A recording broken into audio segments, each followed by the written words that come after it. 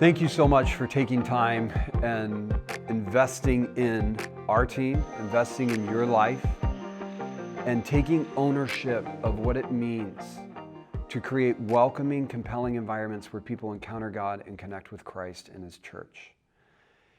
And what we know is when each of us live out these cultural standards that we've been talking about, it really contributes to the health and the growth of our team. Every single one of us can contribute to this.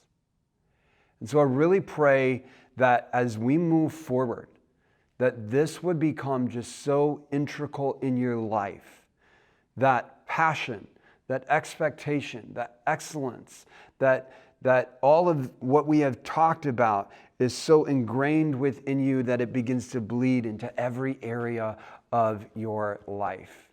Because this can go far beyond our team.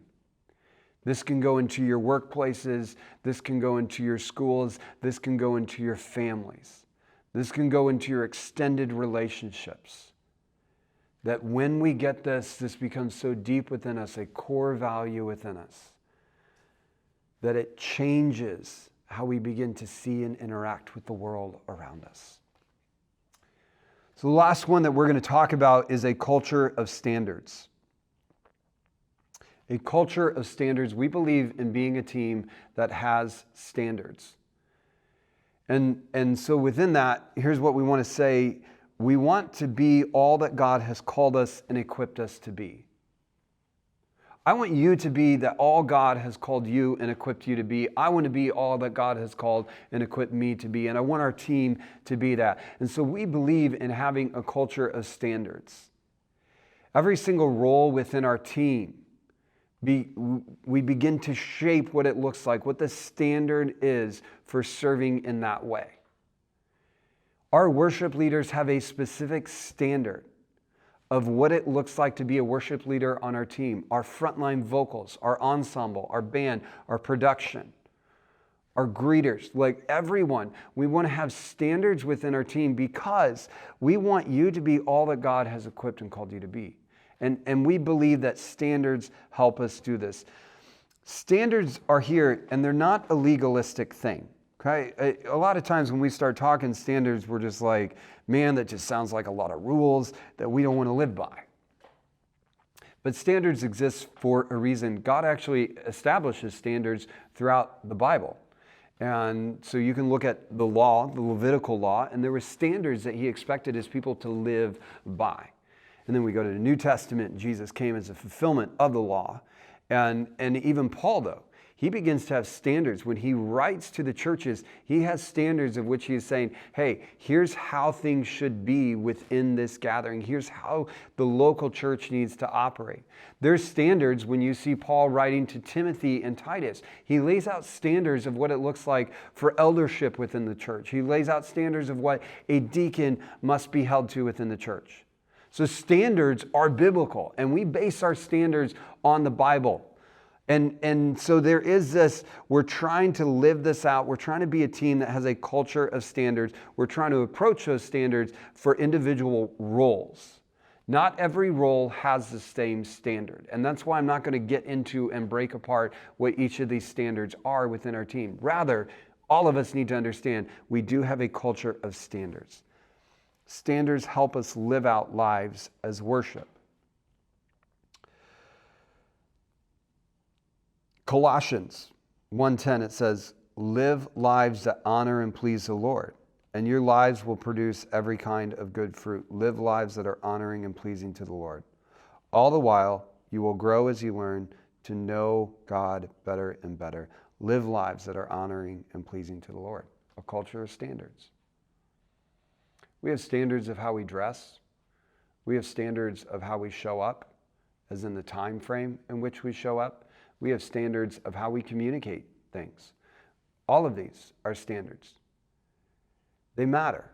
And we need to be bought into, as we said when we began, of a culture is something that I need to lead it, I need to own it, I need to honor it, and I need to speak it.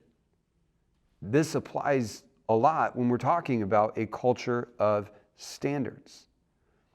Holding yourself to standards happens best, though, in the context of relationships.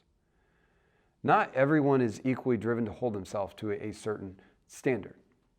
For instance, I have this standard in my life of waking up before my son wakes up. And he usually wakes up at 7 o'clock. This is a standard that I've placed. This is nothing like biblical, by the way. Like the Bible doesn't say do this. I'm just saying I do it. I hold myself to this standard. Standards happen best in the context of relationships, though. No one else is holding me to this standard. There are other standards that I have in my life, though, that I need other people to come alongside me and help hold me to it. One of those is how I speak to people. I want to have the standard of being encouraging and uplifting to people. However, I have a poor habit of being sarcastically critical towards people. So a culture of standards, it happens best in the context of relationship. So I have people in my life that understand, here's a standard that I'm holding myself to, and then they are also responsible of saying, you missed the mark on this. I'm also responsible and then going to them and saying, how can I do this better?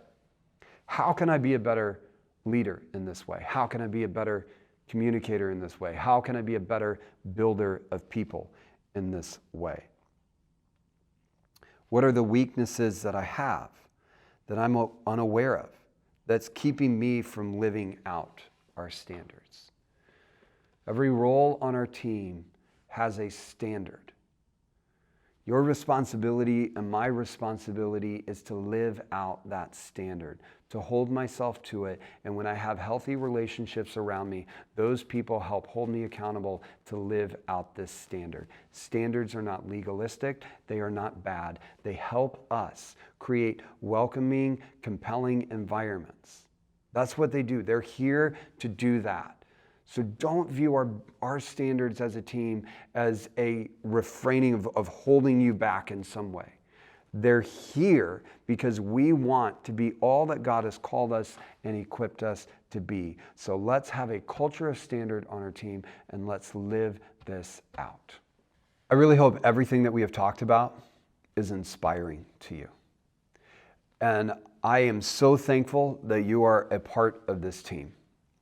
And I'm so thankful that God has brought you here and that He's placed you in the role that you are in. And that as we get to grow and learn and step into all that God has for us together, that we get to see the move of God together. Began with our mission statement, and our mission statement is we exist to create welcoming, compelling environments where people encounter God and connect with Christ and His church. We do this through consistent connection, inspiring worship, and biblical teaching. You get to be a part of that, and I get to be a part of that. And how great is that? Understand, what you're a part of is bigger than the part that you play, but the part that you play matters, because if you weren't here, we wouldn't be able to do this. So thank you so much for being a part. I'm so excited for the journey ahead. Let's take this and let's live this out together.